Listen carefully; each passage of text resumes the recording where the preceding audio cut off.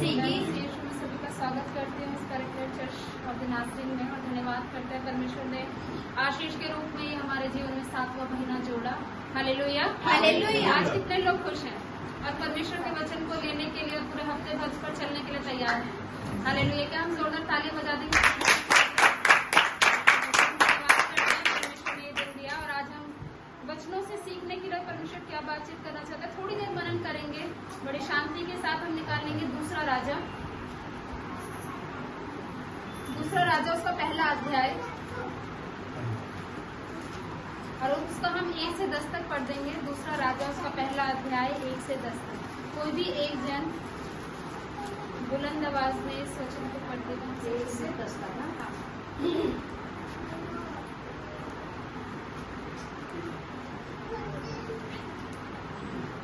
दूसरा राजा उसका पहला अध्याय 1 से 10 तक।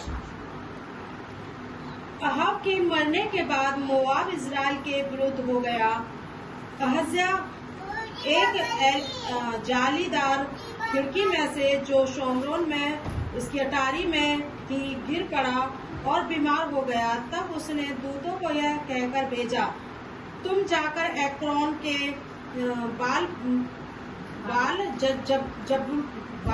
जबू नामक देवता से यह पूछ आओ कि क्या मैं इस बीमारी से बचूंगा कि नहीं।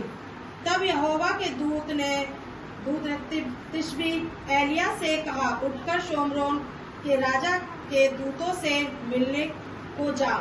और उसने कहा क्या इज़राइल में कोई परमेश्वर नहीं जो तुम एक्रोन के बाल जबूत देवता से पूछने जाते हो। इसलिए अब यहोवा तुमसे यो कहता है, जिस पलंग पर तू पड़ा है उसी पर से कभी ना उठेगा, परंतु मर ही जाएगा। तब एलिया चला गया। जब अहज्या के दूत उसके पास लौट आए तब उसने उनसे पूछा, तुम क्यों लौट आए हो? उन्होंने उससे कहा, एक मनुष्य हम से मिलने को आया और कहा, जिस राजा ने तुमको भेजा है उसके पास लौटकर कहो, यहोवा यूं कहता है कि क्या इज़राइल में कोई परमेश्वर नहीं जो तू एक्रोन के बाल जबूत देवता से पूछने को भेजता है। इस कारण जिस पलंग पर तू पड़ा है उस पर से कभी ना उठेगा, परंतु मर ही जाएगा। उसने उससे पूछा, जो मनुष्य तुमसे मिलने को आया और तुमने ये बातें कही, उसका कैसा रंग रूप था? उन्होंने उसको उत्तर दिया, वह तो लोहार मनुष्य था और अपनी कमर में चमड़े का फेंटा बांधे हुए था। उसने कहा, वह तिशबी एलिया होगा। तब उसने उसके पास 50 सिपाहियों के एक प्रधान को उसके 50 सिपाहियों समेत भेजा। प्रधान ने एलिया के पास जाकर क्या देखा कि वह पहाड़ की चोटी पर बैठा है। उसने उससे कहा, हे परमेश्वर के भक्त राजा ने कहा है, तू उतर आ। एलिया ने उस 50 सिपाहियों के प्रधान से कहा, यदि मैं परमेश्वर का भक्त हूँ तो आकाश से आग गिरकर तुझे तेरे 50 समेत भस्म कर डाले। तब आकाश से आग उतरी और उसे उसके 50 समेत भस्म कर दिया। आमीन। एक छोटी सी प्रार्थना करते हैं। सर्वशक्तिमान ईश्वर, सेनाओं के पिता परमेश्वर, वचन का भेद खोदे, मेरे मन मस्तिष्क को नष्ट कर, पवित्र आत्मा का अभिषेक कर पिता। ये वचन कंप्लीटली परमेश्वर पूरे तौर से परमेश्वर हमारे जीवन में सगुना फल लेकर आए और अंधकार की शक्ति कोई लेकर न जाने। आमीन आमीन। जैसे हम पढ़ते हैं दूसरा राजा, और बहुत फेमस स्टोरी है और आपने इस पढ़ा होगा तो समझी होगी।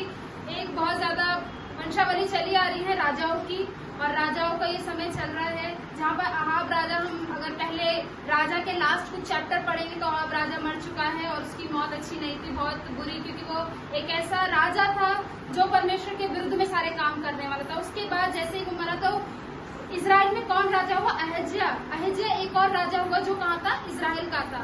और सोचो, जो राजा की पदवी पे, मतलब वो बहुत इंटेलिजेंट होगा। आप किसी को कोई पदवी तब देते हैं जब वो बहुत ज्यादा ज्ञानवान है, लीडरशिप में क्वालिटी रखता है, वैसे। और ये राजा भी ऐसा था।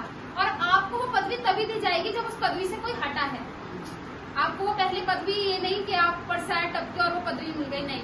मतलब कुछ हिस्ट्री रही है, पीछे कोई ऑलरेडी बैठा है, वो नहीं रहा, इसलिए आपको वो पदवी दी गई है। जब आप इस चैप्टर को बड़े ध्यान से पढ़ते हैं तो छोटी सी स्टोरी मैं आपको नरेट करके बताती हूँ। एक राजा हुआ, राजा खिड़की से गिर गया। इजराइल में सब जानते हैं कि वो परमेश्वर है, वहाँ एलिया भी रहता है, वहाँ ये सारे जितने भी अगर हम दुष्ट राजा जिन्हें कहते हैं वो भी रहते हैं।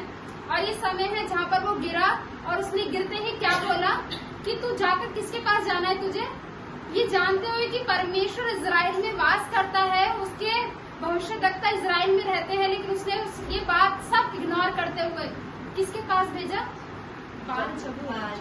अगर आप वचन को ध्यान से पढ़े ना, ये बाल जबूब है कौन, अभी हम ध्यान से पढ़ेंगे जब हम प्रचार के अंदर जाएंगे। तो इस तरीके का माहौल था। उसने कहा कि इस देवता के पास जाकर पूछो कि मैं बचूंगा कि नहीं। और जैसे वो जाते हैं उनको बीच में ही परमेश्वर का दर्शन एलिया को हो जाता है कि ऐसे ऐसे तेरे पास लोग आ रहे हैं और उनको तुझे ये बोलना है। और जैसे वो निकलता है वो बता देता है कि वो बचेगा नहीं बल्कि अपने बिस्तरे पर